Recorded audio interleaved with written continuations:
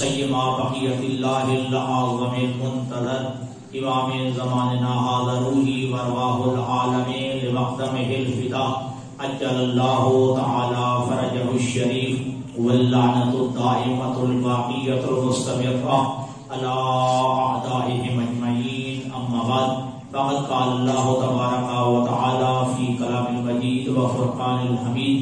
بسم اللہ الرحمن الرحیم. وَإِذِ ابْتَلَىٰ إِبْرَاهِيمَ رَبُّهُ بِكَلِمَاتٍ فَأَتَمَّهُنَّ قال انی جاعلک للناس اماما قال ومن ذریتی قال لا ینال عہد الظالمین. مل کے صلوات پڑھیں. محمد اللہم صلی علی محمد وآل محمد. تمام مرحوم مومنین و مومنات بالخصوص شہداء ملت جعفریہ اور بالاخص بانی مجلس عزیز اور عباس کے والد مرحوم اور ان کے دادا دادی مرحومین اور ان کے نانا نانی مرحومین اور دیگر مرحومین و مرحومات کے درجات کے لیے ایک دفعہ الحمد ایک دفعہ سورۃ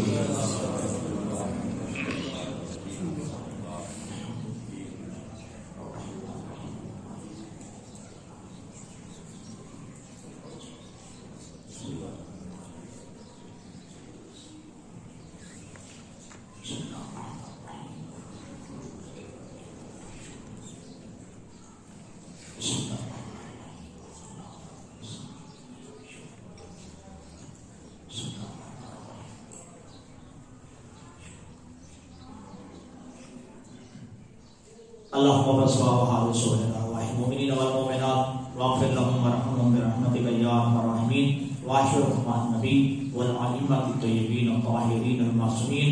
اللهم صل على محمد وعلى محمد وعجل فرجهم. مل کے صلوات پڑھیں. محمد اللهم صل على محمد وعلى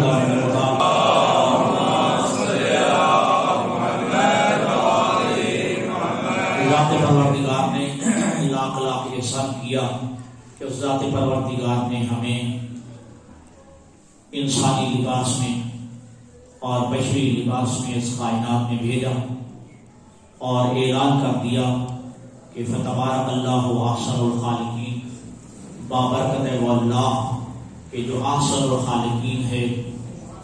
اور فرمایا کہ اللہ وہ ہے والتین والزیتون وطور سینین وهذا البلد الامین. چار قسمیں کھائیں ذات پروردگار نے. مجھے نیر کی قسم, مجھے زیتون کی قسم, اور مجھے طور سینہ پہاڑ کی قسم, اور اس امن والے شہر مکہ کی قسم. قسم کھا کے کہا لقد خلقنا الانسان فی احسن تقویم. ہم نے اس انسان کو بہترین سانچے اور بہترین قالب میں خلق کیا ہے. تو لہذا ذات پروردگار نے باقی مخلوقات کو خلق کرنے کے بعد اپنے آپ کو احسن الخالقین نہیں کہا, لیکن انسان کی صورت مومنون میں پڑھیں تو پوری تفصیل کے ساتھ ہے کہ ہم نے انسان کو جو ہے آئے نطفے سے حل کیا, پھر اس کے بعد جو ہے وہ جمع ہوا خون, پھر لوتھڑا, پھر اس کے بعد جو ہے اس کے اوپر ہڈیاں چڑھا دی, اس میں روح ڈال دیا. یہ کرنے کے آخر میں اللہ نے فرمایا فتبارک اللہ احسن الخالقین. بابرکت ہے وہ اللہ جو اتنا بہترین خالق ہے. اللہ کا لاکھ لاکھ احسان ہے کہ اللہ نے ہمیں لباس بشریت میں بھیجا ہے, انسانی لباس میں بھیجا ہے, اور لباس آدمیت میں بھیجا. اور بھیجنے کے بعد ذات پروردگار نے ہمیں آزاد نہیں چھوڑا. ذات پروردگار نے ہمیں ہماری ہدایت کا بھی بندوبست کیا. اللہ یہ چاہتا تھا کہ میری مخلوقات میں سے کون ہے کہ جو میری جو ہے معبود ہونے کا اقرار کرتا ہے, میرے رب ہونے کا اقرار کرتا ہے.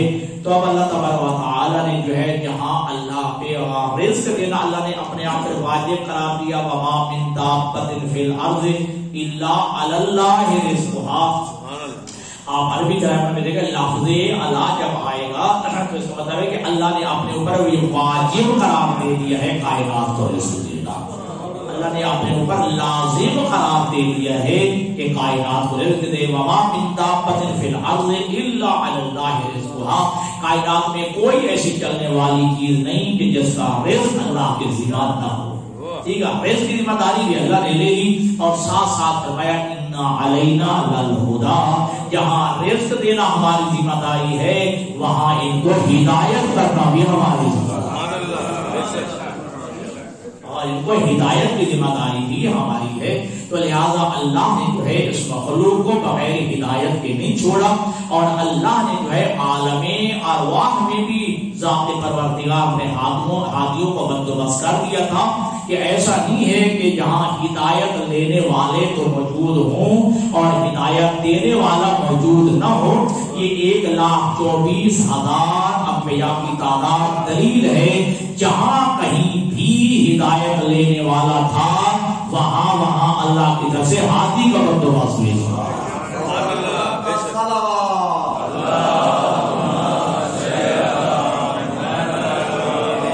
لہذا اللہ نے ہادیوں کا بندوبست کو عالم ارواح میں بھی فرما دیا تھا کہ اول ما خلق اللہ و نوری، سب سے پہلے اللہ کے بھی میرے نور کو خلق کیا. اور اکیلا یہ ہادی نہ تھا بلکہ کہا انا و علی من نور واحد، میں اور علی ایک ہی نور سے.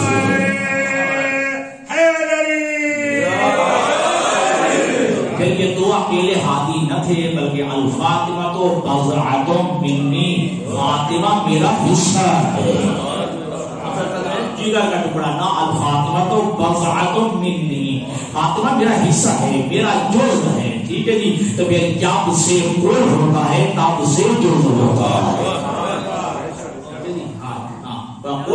جو ہے وہ کل کے ساتھ ہی ہوتا ہے.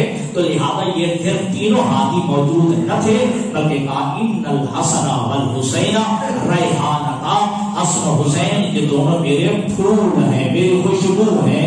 میں پھول ہوں، یہ میری خوشبو ہے. پھول ہوتا ہے تو خوشبو ہوتی ہے، اور تبھی جو ہے وہ خوشبو جو ہے وہ پھول سے جدا نہیں ہو سکتی.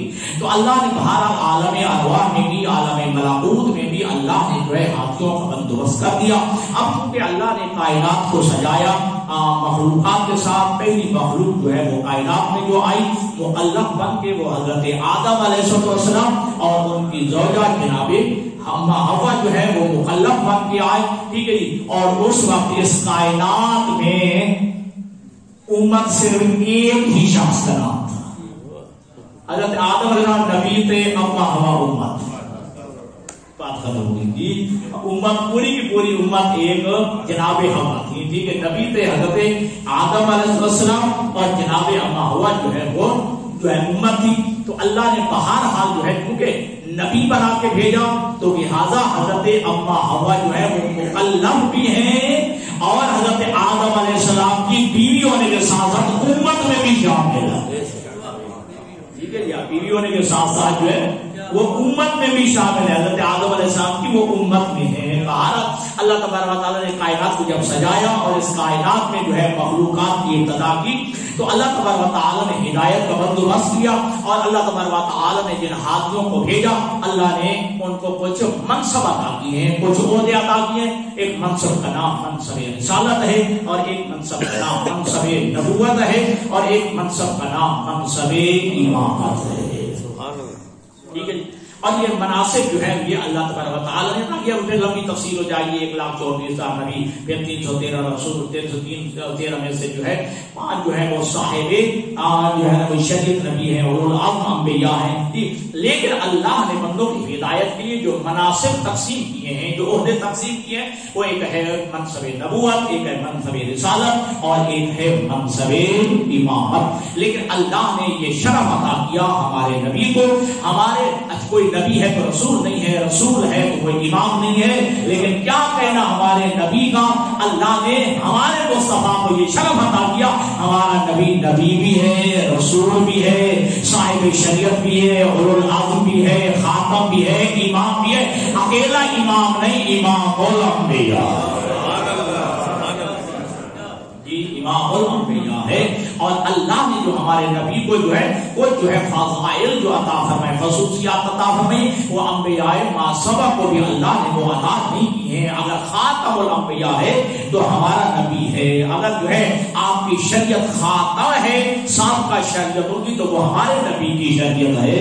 اور اس نبی کو اللہ نے معراج عطا کیا، بس ہمارے نبی ہے جن کو اللہ نے معراج جیسی عظیم جو ہے سعادت عطا فرمائی. کسی نبی کو معراج عطا نہیں ہوا، ہمارے نبی کو جو ہے معراج عطا ہوا ہے. اور یہ کہ باقی کتابیں جو ہے وہ منسوخ ہو گئی ہیں، لیکن اللہ نے اپنے نبی کو وہ کتاب ایسی عطا کی ہے جو قیامت تک رہنے والی کتاب ہے، قیامت تک رہنے والی کتاب ہے. بہرحال زیادہ لمبی بات نہ ہو جائے، اللہ نے منصب نبوت، منصب رسالت اور منصب امامت عطا کیا ہے. اور منصب امامت کا ظاہراً آغاز حضرت ابراہیم علیہ السلام سے ہوتا ہے. وَإِذِ ابْتَلَىٰ إِبْرَاهِيمَ رَبُّهُ بِكَلِمَاتٍ فَأَتَمَّهُنَّ قَالَ إِنِّي جَاعِلُكَ لِلنَّاسِ إِمَامًا قَالَ وَمِن ذُرِّيَّتِي قَالَ لَا يَنَالُ عَهْدِي الظَّالِمِينَ. کہ حضرت ابراہیم علیہ السلام کا پروردگار نے چند کلمات کے ذریعے امتحان دیا اور حضرت ابراہیم اس امتحان میں کامیاب ہوئے. اور کامیابی کے بعد خالق نے فرمایا انی جاعلک للناس اماما، اے ابراہیم ہم تمہیں منصب نبوت پہ فائز کرتے ہیں، منصب امامت پہ فائز کرتے ہیں، ہم تمہیں جو ہے امام بناتے ہیں. اور حضرت ابراہیم علیہ السلام نے خواہش کا اظہار کیا، قال ومن ذریتی، اے پروردگار کیا یہ منصب امامت جو ہے یہ عہدہ امامت کیا میری ذریت کو بھی عطا ہوگا، میری جو ہے نسل اور اولاد کو بھی عطا ہوگا؟ تو خالق نے انکار نہیں کیا بلکہ کہا کہ قال لا ینال عہد الظالمین، انکار نہیں کیا ہے بلکہ کہا ہاں تیری ذریت میں عہدہ امامت رہے گا، لیکن لا ینال عہد الظالمین، لیکن جو ظالمین ہیں وہ اس عہدہ امامت کو نہیں پا سکیں گے. لہذا ظاہراً جو ہے عہدہ امامت کا آغاز جو ہے حضرت ابراہیم علیہ السلام سے ہے. تو اور میرے عزیز یہ ذہن میں رکھیے گا، جس طرح منصب نبوت اور منصب رسالت جو ہے یہ عہدہ الہی ہیں، الہی منصب ہیں، الہی عہدے ہیں، بعین ہی منصب امامت بھی الہی عہدہ ہے. ٹھیک ہے، تو امامت جو ہے وہ شورائی عہدہ نہیں ہے، اجماعی عہدہ نہیں ہے کہ جب افراد مل کے اجماع کے ذریعے جو ہے وہ کسی امام کا انتخاب کریں، شورا مل کے بیٹھ جائے اور شورائی نظام کے تحت جو ہے کسی امام کا انتخاب ہو جائے. جیسا نبی ہمارے بنائے سے نہیں بن سکتا، جیسا رسول ہمارے بنانے سے نہیں بنتا، اسا امام بھی ہمارے بنانے سے نہیں بنتا. جیسا رسول کو اللہ بناتا ہے، یہ نبی کو بھی اللہ قرار دیتا ہے، اسا امام کو بھی اللہ ہی منتخب کرتا ہے. امام کو بھی اللہ ہی انتخاب کرتا ہے. اور یہ اختلاف رہا ہے ہمارا اور دیگر برادران میں کہ ہم یہی کہتے ہیں کہ پیغمبر گرامی قدر کے بعد جو عہدہ امامت ہے، ٹھیک ہے جی، وہ لوگوں کے بنانے سے نہیں، لوگوں کے جو ہے شورا سے نہیں، لوگوں کے اجماع سے نہیں، لوگوں کے جو ہے مشورے سے نہیں، بلکہ جو ہے چونکہ جیسا منصب نبوت اور رسالت جو ہے وہ اللہ کے ہوتے ہیں، منصب امامت بھی اللہ کا ہوتا ہے. جیسا رسول اور نبی کو اللہ منتخب کرتا ہے، اس سے بعین ہی امام کا انتخاب بھی اللہ کرتا ہے. انتخاب اللہ کرتا ہے، اعلان محمد عربی زبان سے کرتے ہیں. محمد بلندتر صلوات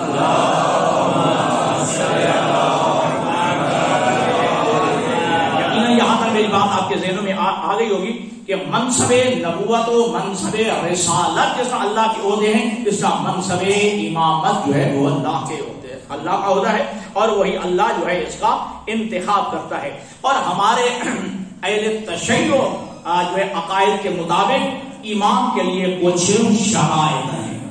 ٹھیک ہے، کیونکہ جو ہے صرف مجلس پڑھنا مقصود نہیں ہے، کچھ آپ کے ذہنوں میں بات بٹھانا بھی مقصود ہے. ہاں میں کیا نعرے شانے میں لگا دیتا ہوں کبھی کبھی، ٹھیک ہے جی، نعرے لگانے آتے بھی اگر سلام پڑھے محمد والے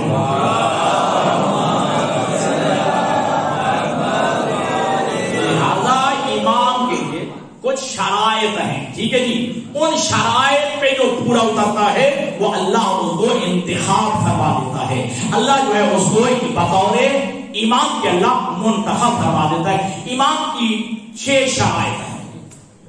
امام کی 6 شرائط میرے عزیزوں، جو آپ خاص جو یونیورسٹیوں میں پڑھتے ہیں، سکولوں میں پڑھتے ہیں، یا یہ کہ بہرحال آپ جب معاشرے میں رہتے ہیں لوگوں سے جو ہے تھوڑی سی بحث بھی ہو جاتی ہے، لیکن بہرحال آسن انداز میں مجادلہ باللتی ہے، یہ آسن لوگوں سے جو ہے مجادلہ کریں لیکن آسن انداز میں، کسی کی توہین نہ ہو. ٹھیک ہے جی، ان کے وہ افراد کہ جن کو وہ معزز سمجھتے ہیں، محترم سمجھتے ہیں، تمہاری زبان سے ان کی توہین.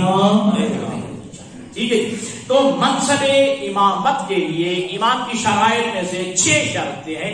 پہلی شرط ہے عالمیت، بعد از پیغمبر پوری کائنات میں سب سے بڑا عالم ہونا چاہیے. بعد از پیغمبر پوری کائنات میں سب سے بڑا علم ہو اور سب سے بڑا عالم ہو. میں ایک جملہ کہہ دوں آپ کے اذہان کو توجہ دوں تو امام وہ ہو سکتا ہے جیسے جب جو جیسا سوال کیا جائے اس کی زبان سے یہ نہ نکلے کہ لیسا آدمی میں جانتا نہیں.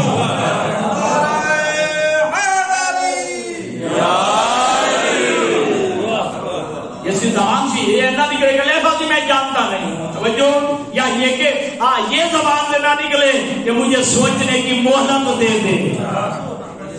ٹھیک ہے جی، مجھے سوچنے کی جو ہے وہ میں مہلت دے دے. اور ہم یہی کہتے ہیں، ہمارے ائمہ کا یہ فخر ہے کہ کائنات میں ہمارے ائمہ میں سے کوئی معصوم کے بارے میں دکھا دو، چھوٹی سے چھوٹی کتابیں، بڑی سے بڑی کتابیں، حتیٰ کہ ضعیف سے ضعیف تر روایت میں دکھا دیجیے ہمارے ائمہ میں سے کسی امام نے غیر معصوم سے حاصل کیا. کسی غیر معصوم کے سامنے جو ہے دانوے تلفظ طے کیا ہو، یا یہ کہ ہمارے ائمہ میں سے کسی سے جو ہے مسئلہ پوچھا گیا ہو اور ہمارے امام نے اس کا جواب دینے کے لیے مہلت مانگی ہو. اور امام محمد باقر کے یہ جملے موجود ہیں کہ اللہ نے وہ مسئلہ ہی پیدا نہیں کیا جس کا جواب اللہ نے ہمیں عطا نہ کیا. اللہ نے وہ مسئلہ ہی پیدا نہیں کیا ہے. تو لہذا امام کے لیے شرط کیا ہے کہ پوری کائنات عالمیت عالم ہونا. ٹھیک ہے جی. اور یہ حدیث جو پڑھی جاتی ہے بڑی مختصر پڑھی جاتی ہے کہ انی تارک فیکم الثقلین کتاب اللہ و عزت اہل بیتی.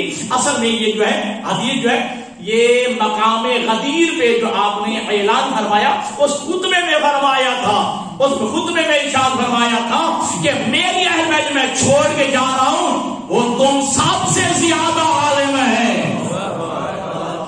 یہ اگلا جملہ جو میرے نبی نے کہا تھا ان سے علم حاصل کرنا، انہیں پڑھانے کی کوشش نہ کرنا.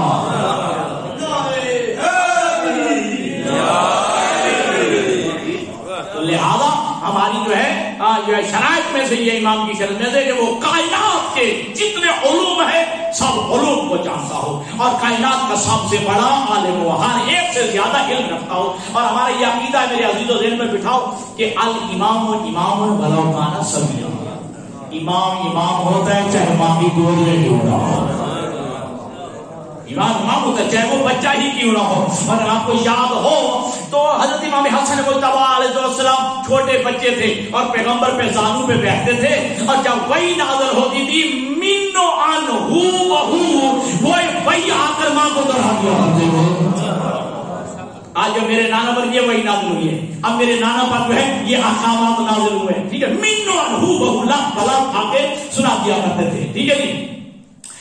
اچھا علی بن ابی طالب تشریف لاتے، ٹھیک ہے، اللہ کے حبیب تشریف لاتے تو جناب زہرا فرماتی کہ بابا آج آپ پر یہ وحی نازل ہوئی ہے، آپ یہ حکم نازل ہوا ہے، یہ شریعت کے احکامات نازل ہوئے. ٹھیک ہے، علی سے فرمایا جو ہے جناب زہرا فرماتی کہ اے سرتاج، اے ہاں میرے سر کے تاج، یہ آج جو ہے پیغمبر اسلام پر میرے بابا پر جو ہے یہ وحی نازل ہوئی ہے. علی بن ابی طالب بھی استفسار کرتے، اللہ کے نبی بھی پوچھتے اے زہرا تو گھر میں ہوتی ہے یہ کیسے پتہ چل گیا؟ کہا حسن نے مجھے آپ کے بتا دیا، حسن نے مجھے آپ نے بتا دیا ہے. تو ایک مرتبہ علی بن ابی طالب نے کہا کہ اے زہرا پھر آج جو ہے پھر امتحان بھی ہو جائے حسن مجتبی کا. اب یہاں پہ 2 باتیں میں آپ کو ضرور کروں گا.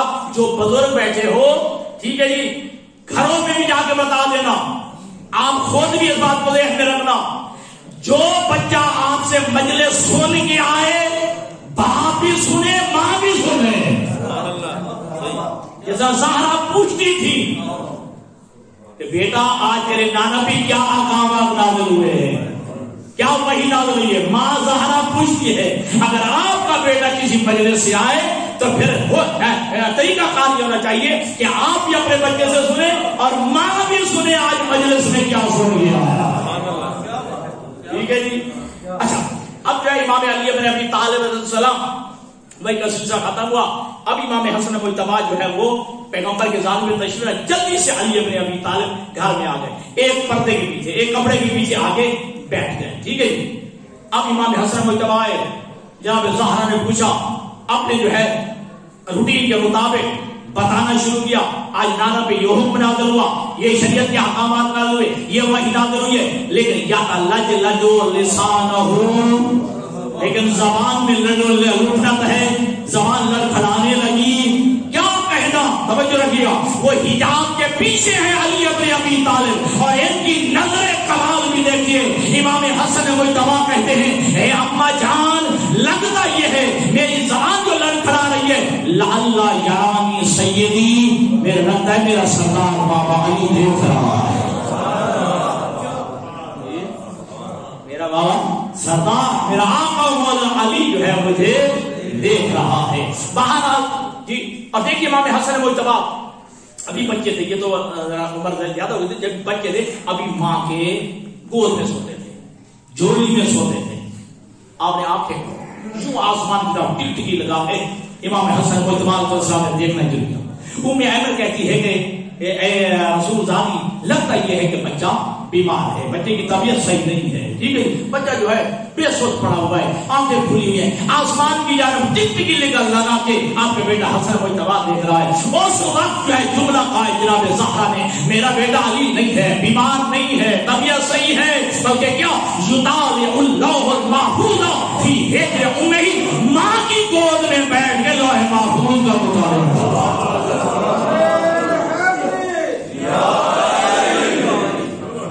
ماں کی گود میں لوح محفوظ کا مطالعہ. تو امام ہوتا ہے، چاہے ماں کی گود میں کیوں نہ ہو، چاہے ماں کے شکم میں کیوں نہ ہو. تو لہٰذا یاد رکھیے گا یہ امام جو ہے، جب حضرت امام جعفر صادق علیہ السلام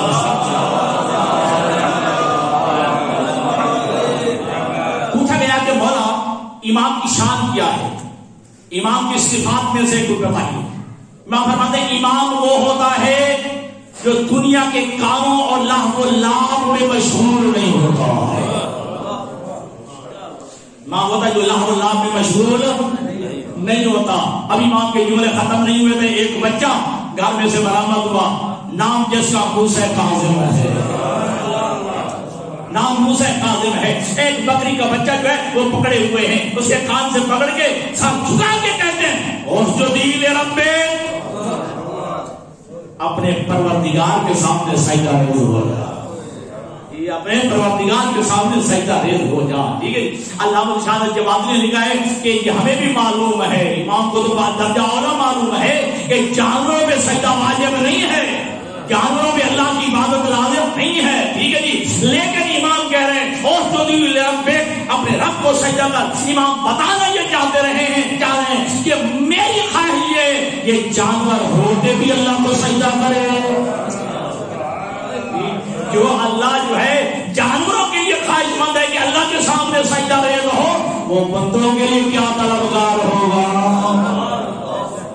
وہ بندوں کے لیے کیا خواہش رکھتا ہوگا. اور پھر یاد رکھنا ہمارے ائمہ جو ہے کائنات کے سب سے بڑے عالم ہیں.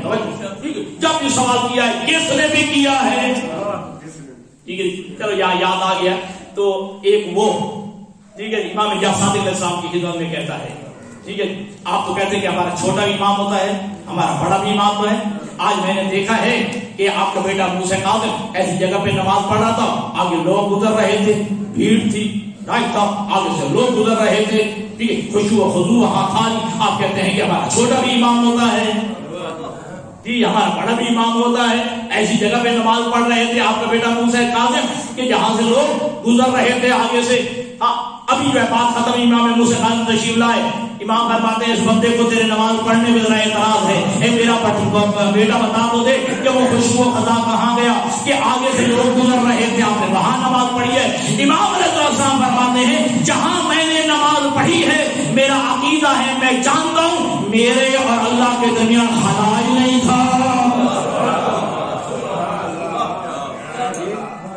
میرے اور اللہ کے درمیان کوئی دوری نہیں تھی، خلا ہی نہیں تھا. پھر یہ کیسے جو ہے کہا جا سکتا ہے آگے سے لوگ گزرتے رہے جب میرے اور اللہ کے درمیان کوئی خلا ہی نہیں. پہلی شرط امام کے لیے کیا ہے؟ عالمیت، کہ وہ پوری کائنات کے لوگوں سے سب سے بڑا عالم۔ دوسری معصوم ہو، عصمت بنیادی شرط ہے جی، باقیوں کے ہاں نہیں ہے، ہمارے ہاں یہ شرط ہے کہ امام کے لیے معصوم ہونا ضروری ہے۔ اور ابھی میں نے عرض کیا ہے، چلو اشارتاً اور زیادہ وقت لے لیا جائے، انبیاء جو ماسبق ہے ان کی جو ہے وہ عصمت صغرا ہے، اور ہمارے 14 معصومین کی جو ہے عصمت کبریٰ ہے۔ اب دو عصمتیں اور بھی ہیں، عصمت اجباری اور عصمت اختیاری۔ جو ہے نا فرشتے ہیں ان کی عصمت اجباری ہے، ٹھیک ہے، وہ جبراً معصوم ہیں، اللہ نے ان میں شہوت ہی نہیں رکھی ہے، گناہ کرنے کی اللہ نے ان میں قوت ہی نہیں رکھی، طاقت ہی نہیں رکھی، ان میں شہوت ہی نہیں ہے، اس لیے جو ہے وہ معصوم ہے، لیکن ان میں عصمت اجباری ہے۔ یہ کوئی کمال کی بات نہیں ہے کہ گناہ کرنے کی صلاحیت ہی نہیں ہے پھر معصوم ہے، کمال ان کا ہے کہ جن میں جو ہے صلاحیت بھی ہو پھر گناہ نہ کرے، تو یہ جو ہے عصمت اختیاری ہے وہ ہمارے آئمہ کے بعد۔ تو دوسری شرط کے معصوم کے لیے معصوم ہونا۔ تیسری شرط اشجعیت، پوری کائنات کے لوگوں سے سب سے زیادہ بہادر ہو، شجاع ہو، اشجع الناس ہو، پوری کائنات کے لوگ ہیں۔ اور میں کیا کرتا ہوں کہ کائنات کے جتنے بھی افراد ہیں ہم یہی تک سنتے ہیں علی سے بڑا شجاع کوئی نہیں، علی سے بڑا بہادر کوئی نہیں، لیکن کیا کہنا علی ابن ابی طالب کا؟ علی ابن ابی طالب فرماتے ہیں جن جنگوں میں اللہ کے حبیب ہوا کرتے تھے ہم اپنے آپ کو محفوظ سمجھتے تھے۔ وہ شجاع ترین علی کہہ رہا ہے، وَلَوْ تَلَاحَتِ الْعَرَبُ عَلَىٰ قِتَالِي مَا وَلَّيْتُ عَنْهُمْ، پورا عرب مل کر بھی میرے قاتل پہ آمادہ ہو کے اکٹھے ہو کے آ جائے، میں پھر بھی پوشت دکھا کے بھاگوں گا نہیں۔ پورا عرب یہ اکٹھا ہو کے میرے مقابلے میں آ جائے مجھے مارنے کے لیے، میں جو ہے ان کا پوشت نہیں دکھاؤں گا۔ چوتھی جو ہے وہ شرط کیا ہے؟ ہاشمیت، ہاشمی ہونا، ٹھیک ہے۔ اور پیغمبر اسلام کی چونکہ نصوص موجود ہے، نص موجود ہے، آپ کے فرامین موجود ہے، جناب مودۃ و مودۃ القربیٰ و خیر القربیٰ، تمام میں جو ہے وہ یہی ہے، اثنا عشر خلیفہ من بعدی کلہم من بنی ہاشم، یہ الفاظ ہے کہ میرے بعد 12 خلیفہ ہوں گے جو سارے کے سارے بنی ہاشم میں سے ہوں گے۔ شباب پڑھیے محمد والے محمد۔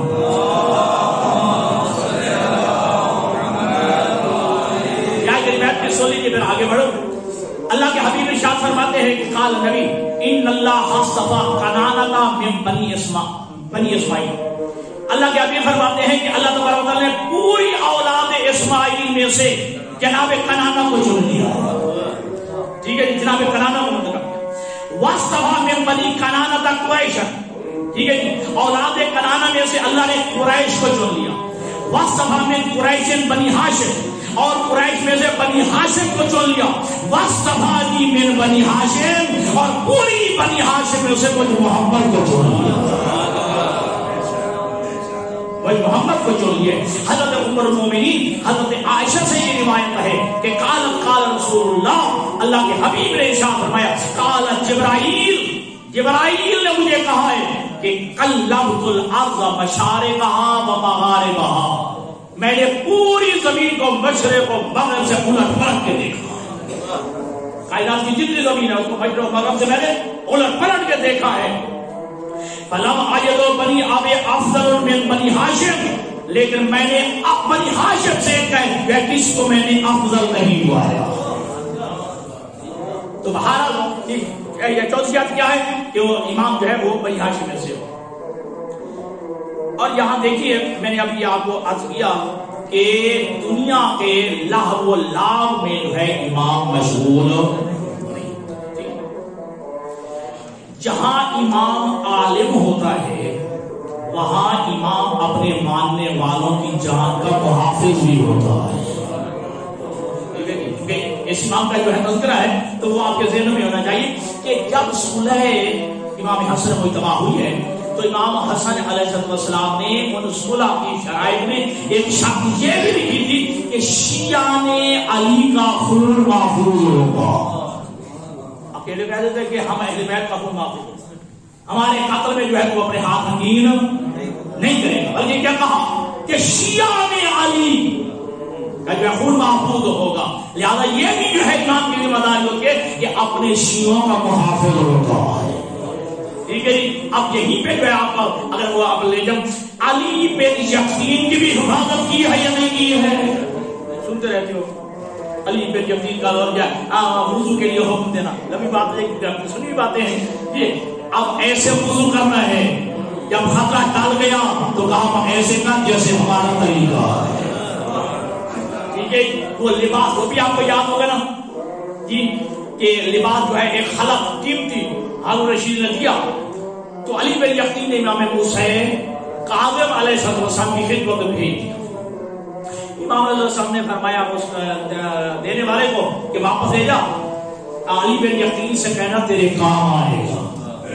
ٹھیک ہے جی. جاسوس نے جو ہے جاسوسی کی چغلی کی کہ اے ہارون رشید جس کو تم نے اپنا وزیر بنایا ہوا ہے یہ تو رافضی ہے, یہ تو امام موسی کاظم کی امامت کا قائل ہے, انہی کے طریقے کو وضو کرتا ہے, انہی کی طریقے پہ نماز پڑھتا ہے, جو تم تحفے دے دو ہدیہ تحائف دے دو یہ امام موسی کاظم کو بھیج دیتا ہے. ٹھیک. اور بھی اس کے جب باتوں میں آ گیا, کہا اے علی بن یقین جو میں نے تمہیں قیمتی لباس اور خلق دیا تھا وہ ذرا دے, میں اس سے زیادہ قیمتی دینا چاہتا ہوں.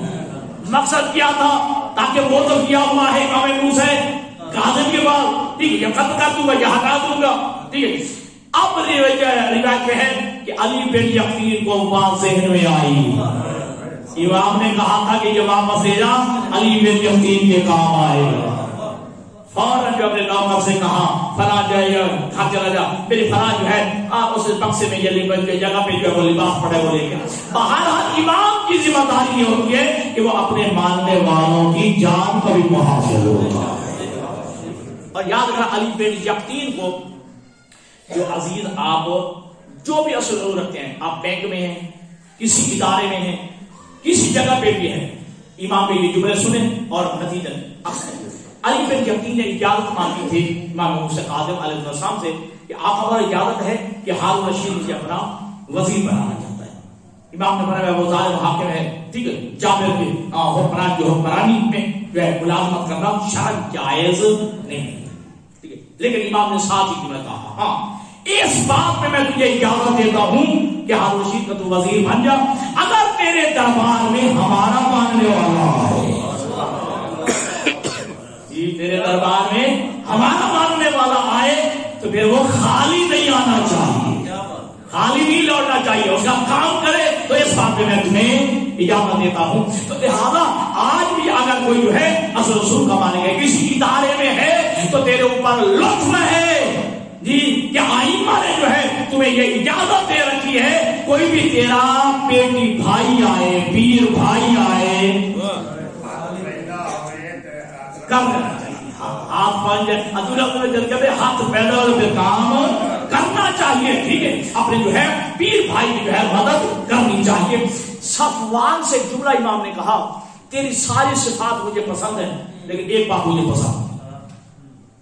صفوان کہتے ہیں مولا میری ساری باتیں پسند ہے, ایک بات پسند نہیں. کیا؟ مولا فرماتے ہیں کہ تو جو ہارون رشید کو اونٹ کرائے پہ دیتا ہے یہ شرط جائز ہے. ظالم بے دین آگے ٹھیک اس کو تو اونٹ کرائے پہ دیتا ہے, جمال کرائے پہ دینے والا, یہ بات جو ہے مجھے پسند نہیں ہے. سننا جملہ صفوان کہتا ہے کہ مولا میں عام جگہوں پہ جانے کے لیے نہیں دیتا, میں اسے زیادہ اپنا حج کے سفر کے لیے جو ہے جب وہ حج پہ جاتا ہے تب جو ہے میں اونٹ کرائے پہ دیتا ہوں.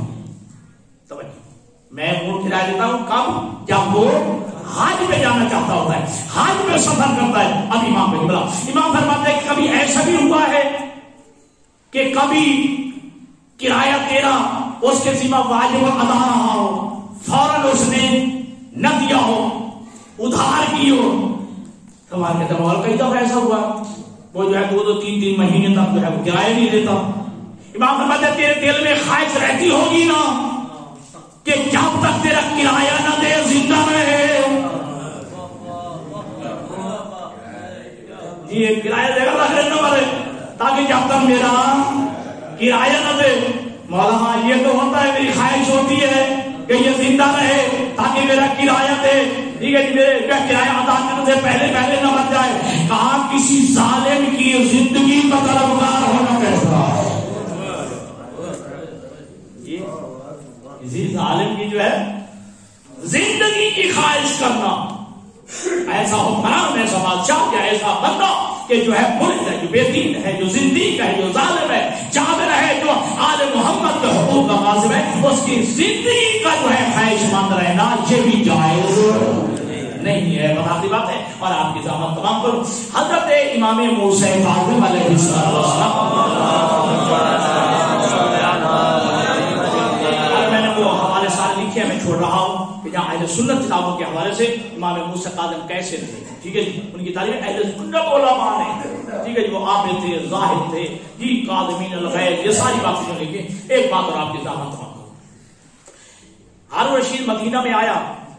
ٹھیک ہے جی روضہ رسول پہ کھڑا تھا امام موسیٰ کاظم علیہ السلام کی حرم پیغمبر خدا نے تشریف فرما کے قرآن مجید کی تلاوت کر رہا تھا.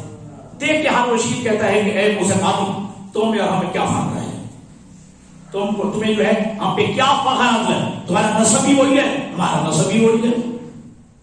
سنا تمہارا نسب بھی وہی ہے ہمارا نسب بھی وہی. تمہیں جو ہے ہمارے اوپر کیا فضیلت حاصل ہے. امام علیہ السلام نے فرمایا یہ جو روضہ رسول ہے ذرا ان کو سلام کر. کہ لفظ میں سلام کرے گا. اس نے کہا السلام علیکم یا رسول اللہ. السلام علیکم یا ابن امی.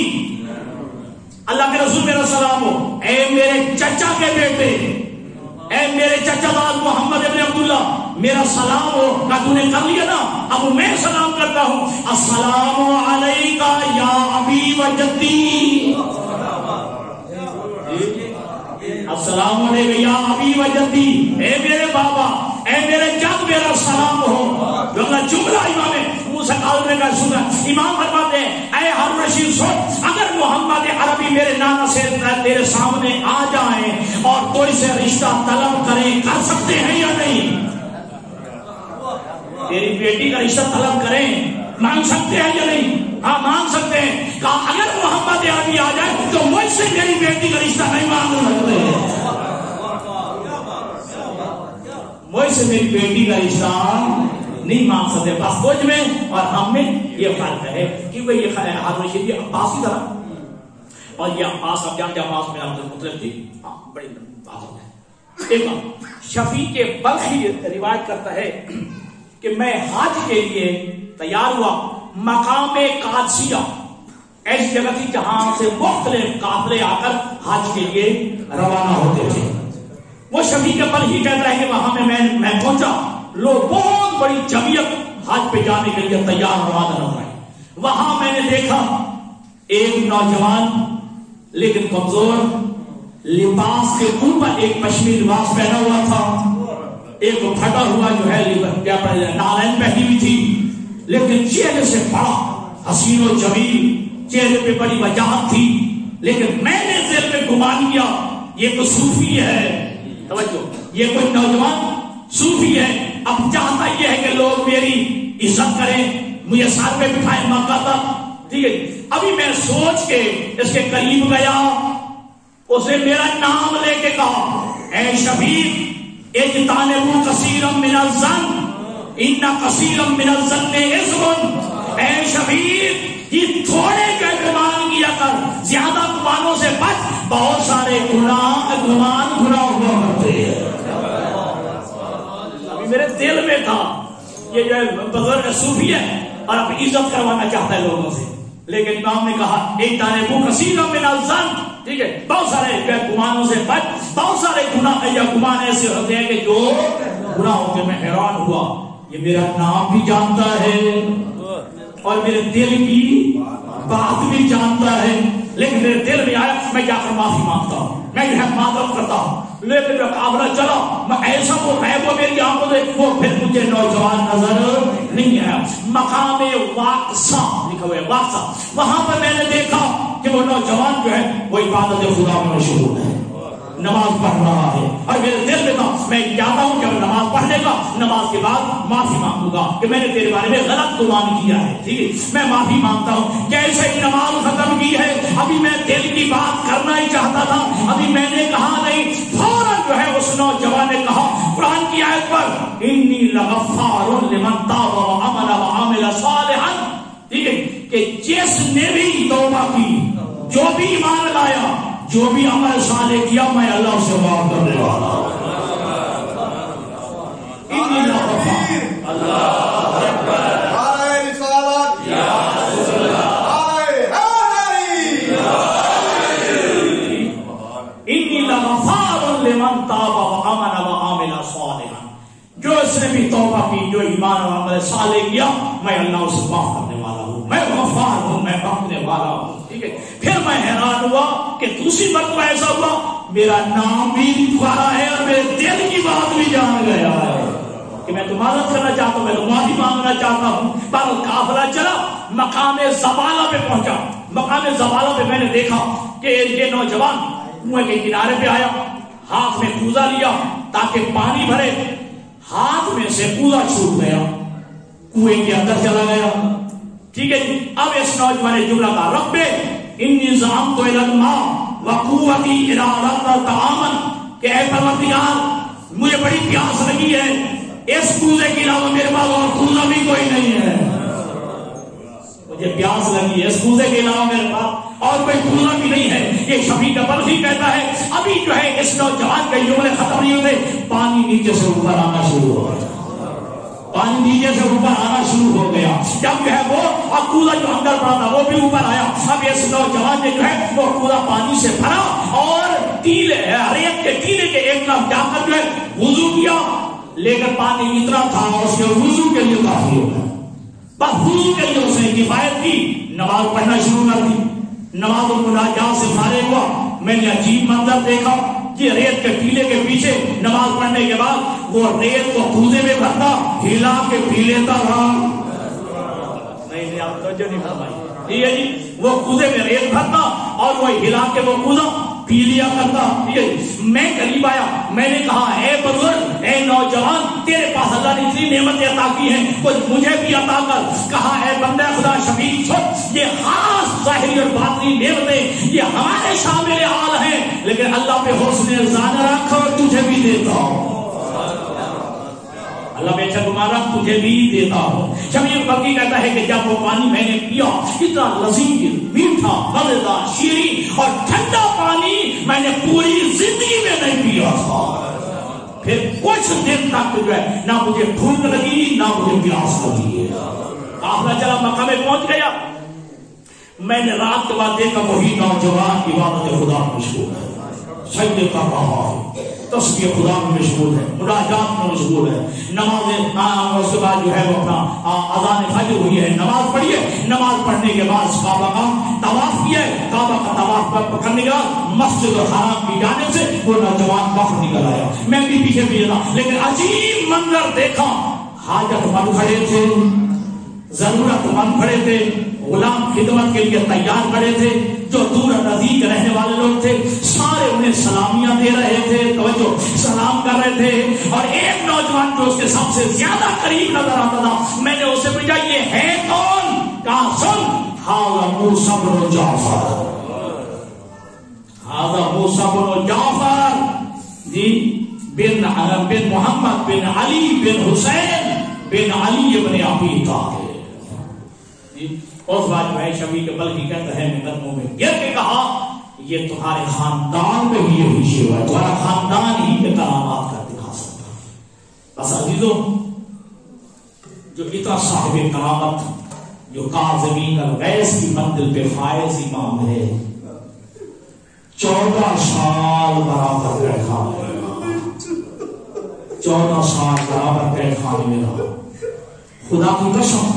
ابھی روایت پڑھ لیں، ٹھیک ہے، آپ یہ تعلیم کی کتابیں پڑھی ہیں، 18 بیٹے 19 بیٹیاں، 18 بیٹے 19 بیٹیاں، لیکن جب دنیا سے گیا ہے نہ بیٹا پاس تھا نہ کوئی بیٹی پاس، اگر 14 سال کی ہی روایت کو مان لیا جائے، مسلسل نہ مانا جائے، مجموعی طور پہ 14 سال ہی مان لیا جائے، تو 14 سال میں دو عیدیں تو اجازت ہے نا، 28 عیدیں گزری ہیں، اور بہنوں کو بھی انتظار رہتا ہے عید پہ بھائی آئے گا، بیٹیوں کو انتظار رہتا ہے کہ عید پہ جو ہے میرا باپ آئے گا۔ 28 عیدیں موسیٰ کاظم کی بیٹیوں ہیں۔ یہاں تک روایت ہے یہ جو ہے بچیاں اپنے سنے میں زمین پہ سوتی تھی، 14 سال برابر زمین پہ سوئی ہیں۔ بالخصوص سب سے زیادہ جو اپنے بھائی علی رضا کو، نام رضا کو جو ہے دامن پکڑ کے زیادہ بچی ہوتی تھی، اس کا نام فاطمہ معصومہ کو، فاطمہ معصومہ کو پیار یا الگ تھا، جس طرح زینب کو حسین سے پیار تھا نا، باقی بھائی بھی تھے لیکن جناب زینب کو حسین سے کوئی خاص لگاؤ تھا، اس طرح جناب فاطمہ معصومہ ان پر جو ہے امام علی رضا سے کوئی خاص ان تھا، خاص کوئی تعلق تھا۔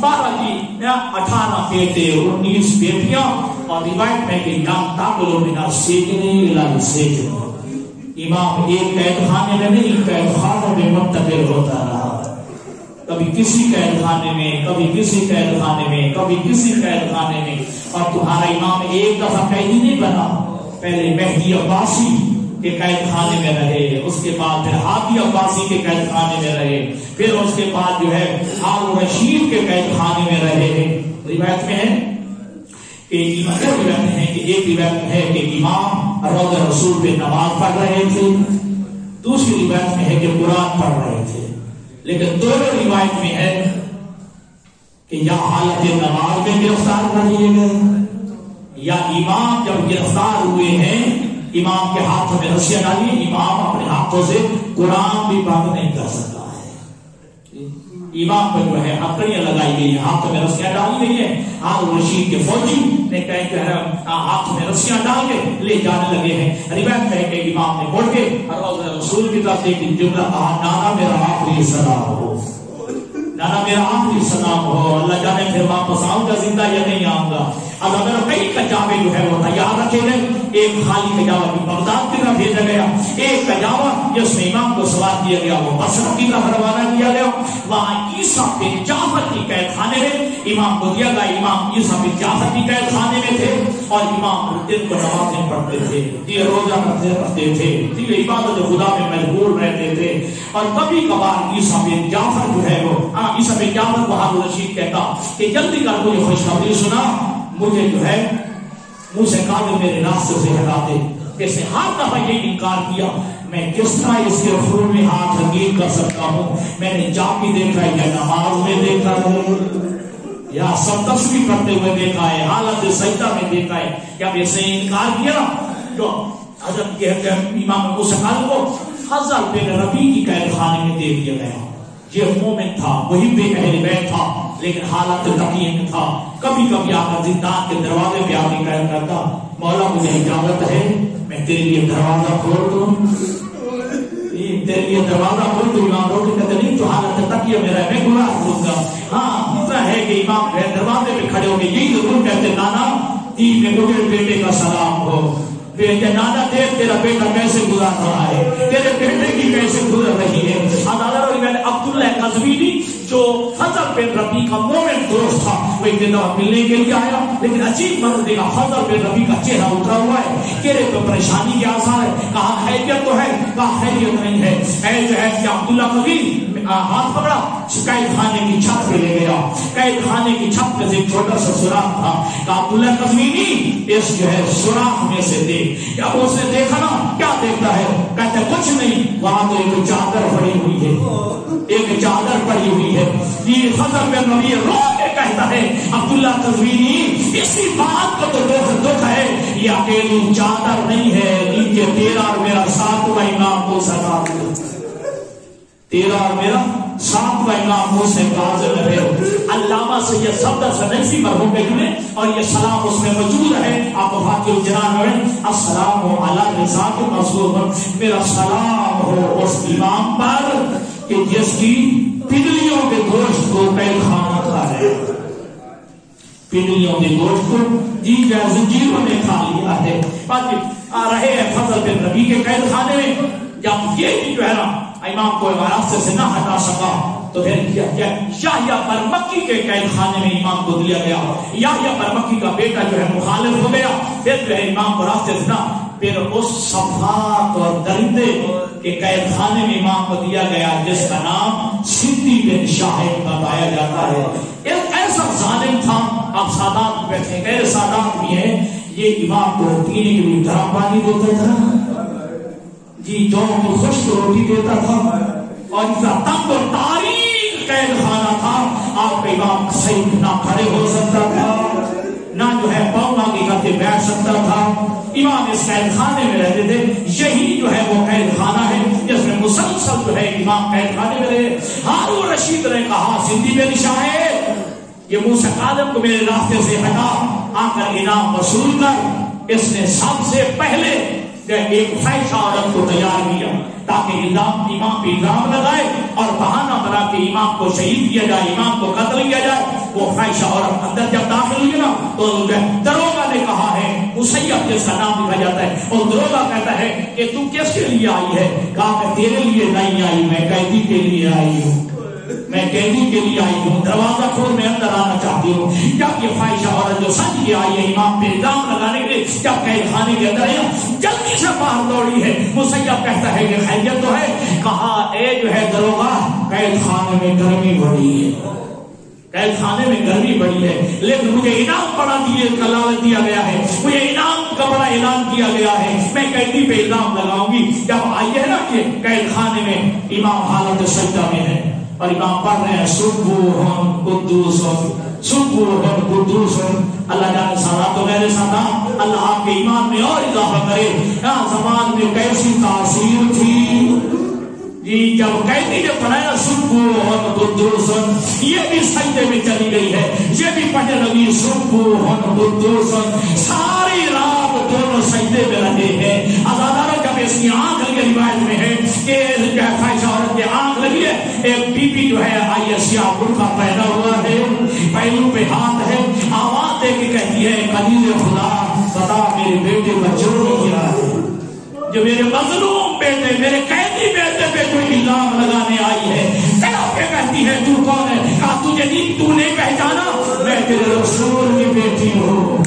یہ موسیٰ بن جعفر جو ہے میرا مدتوں کا قیدی بیٹا ہے. عدالت نے جلدی سے دوڑی ہے، واپس آئی ہے، دربار میں آئی ہے، اپنی چادر جو ہے پھینکی ہے ہارون رشید کے سامنے، آواز دے کے کہا میں تیرے انعام پہ بھی لعنت کرتی ہوں، میں تجھ پہ بھی لعنت کرتی ہوں. کہا کیا خیریت تو ہے؟ کہا مجھے نہیں پتا تھا زہرا کا گھر اجڑ رہا ہے، بطول کا گھر اجڑ رہا ہے. بس رونے والوں، عزاداروں، نقطہ شاہ سندی بن شاہد نے بعض روایت میں کہ سوئی کے ذریعے کھجور میں زہر دی ہے، بعض روایت میں ہے کہ انگوروں میں زہر دیے اور وہ انگور لے کے امام کی خدمت میں آیا ہے. جب امام نے جو انگور دیکھے نا، امام نے آسمان کی طرف سر بلند سر اٹھایا ہے اور ایک انگوروں کی طرف دیکھا، آسمان کی طرف دیکھا، ایک دفعہ سندی بن شاہد کی طرف دیکھ کے کہا انا للہ و انا الیہ راجعون، انا للہ و انا الیہ راجعون. سندی بن شاہد کہتا ہے کہ مولا یہ ہارون رشید نے آپ کے لیے خاص طور پہ منگوایا ہے. امام نے ایک اٹھایا ہے، امام نے بڑا انا للہ و انا الیہ، امام نے انگور کھایا ہے. پھر سندی بن شاہد کہتے ہیں اور کھائیے. سندی بن شاہد کے کہنے پہ امام کہتے ہیں ایک انگور سے کام ہو جائے، مجھے زیادہ اذیت کیوں دینا چاہتا ہے؟ بس رونے والوں، اللہ تعالیٰ کو زہر مل گیا ہے. یہ مسیب سے کہا مسیب میرا جامل جو ہے ہاتھ پھڑیاں کھول دے. کہا مولا میں مجبور ہوں، یہ میں ملازم ہوں، میں نوکر ہوں، یہ کہنا تھا کہا میں تیرا محتاج نہیں ہوں. جب مسیب کہتے ہیں میں نے خود اپنے کانوں سے سنا، امام کے جو ہے ہاتھ پھڑیاں خود اتر گئی ہیں، اترنے کی آواز میں نے سنی ہے، امام میری آنکھوں سے غائب ہو گئے ہیں. اللہ تعالیٰ کچھ دیر کے بعد آئے ہیں، امام خود اپنے ہاتھوں سے کڑیاں پہن لے. میں نے پوچھا مولا کہاں گئے تھے؟ کہا میں اپنے بیٹے رضا کے پاس گیا تھا، میں اپنے بیٹے رضا کے پاس گیا تھا. بیٹا میرے زہر مل گئی ہے، آ کر میرا جنازہ بھی پڑھانا، مجھے غسل دینا. عزادارو ہمارا عقیدہ ہے کہ معصوم کا جنازہ معصوم پڑھاتا ہے، معصوم کا غسل کفن معصوم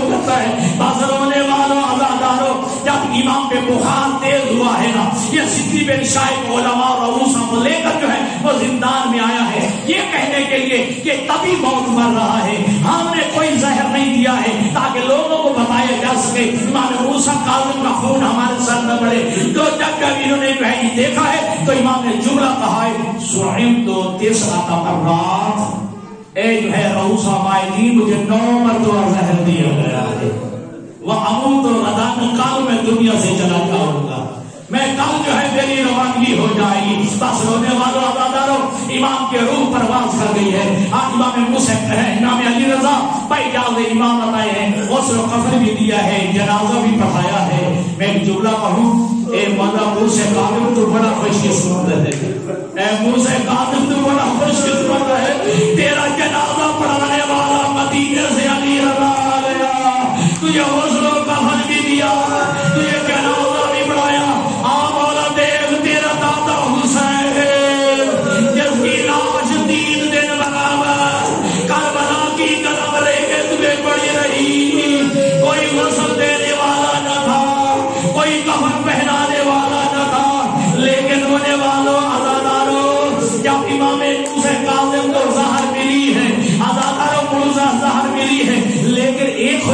تو ہے مولا، مولا تیرے سامنے تیری بیٹیاں دیکھنے والی تو نہیں تھی، تیرے جگر کے ٹکڑے باہر آئے ہیں، لیکن تیری بہنیں دیکھنے والی تو نہ تھی، تیری بیٹیاں دیکھنے والی تو نہ تھی۔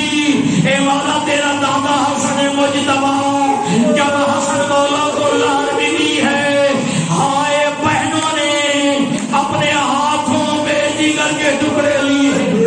حاضر ہونے والوں عزاداروں جی اتنا مظلوم امام ہے کائنات میں ہمارا مولا موسیٰ کاظم، حمال جنازہ اٹھانے والے مزدوروں نے جنازہ اٹھایا، بغداد کی پل پہ آ کے رکھ دیا ہے، یہ کوئی دفن کرنے کے لیے روک دیا گیا، کوئی دفن نہ کرے۔ ہاں بھائی امام رافضہ، یہ رافضیوں کا امام ہے، یہ رافضیوں کا امام ہے۔ ایک روایت پہ ضرور ہے ہارون رشید کا چچا زاد تھا، وہ جو ہے آیا ہے سپاہیوں سے امام کا جو ہے وہ میت لیا ہے اور غسل کفن بھی دیا ہے اور کفن بھی وہ دیا، یہ اس پہ پورا قرآن مجید بڑے احترام کے ساتھ جنازہ اٹھایا ہے۔ پھر آپ ہاتھ بات کہتے ہیں اے مولا موسیٰ کاظم اگرچہ جو تو مظلوم بڑا ہے، تیرا جنازہ پل میں ضرور رکھا گیا ہے، لیکن بعد میں عزت و احترام سے اٹھایا گیا، بہترین کفن بھی دیا گیا، لیکن ہائے کربلا کا غریب، نہ کوئی کفن دینے والا تھا، نہ کوئی جنازہ اٹھانے والا تھا۔ بس رونے والوں عزاداروں کائنات مظلومیت کے جتنے بڑے مظلوم ہیں، کائنات اسیری کے جتنے بڑے اسیر ہیں، لیکن مرنے کے بعد ہر قیدی کے ہتھکڑیاں بھی اتر جاتی ہیں، ہر قیدی کی رسیاں اتار دی جاتی ہیں، لیکن کائنات مظلومیت کے 2 قیدی ایسے ہیں کہ شہادت کی بات بھی جن کے جو ہے ہتھکڑیاں نہیں کھولی گئی، رسیاں نہیں اتاری گئی۔ ایک خاندان اہل بیت کی 4 سال کی بچی سفینہ کہ جو رسیوں سمیت دفن ہو گئی، اور دوسرے امام موسیٰ کاظم اگرچہ ذاکرین پڑھتے ہیں لیکن نہیں روایت نہیں ہے کہ لوہار منگوایا گیا۔ مجھے رب اکبر کی قسم ہے آج روز جمعہ جو تاریخ میں ہے، اے موسیٰ کاظم